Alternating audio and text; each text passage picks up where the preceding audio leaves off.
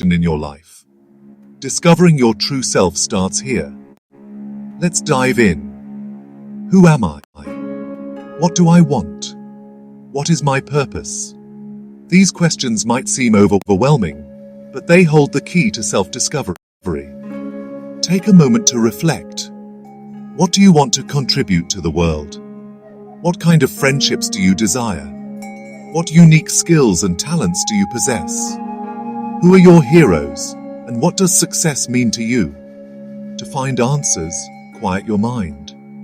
Through meditation, watch your breath and let go.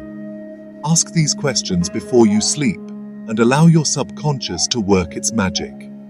You'll find solutions in the form of new ideas, creative insights, and serendipitous encounters. This is the power of Dhyana Samadhi. Quiet your mind, reflect deeply, and embrace the silence. Discover your true self through meditation.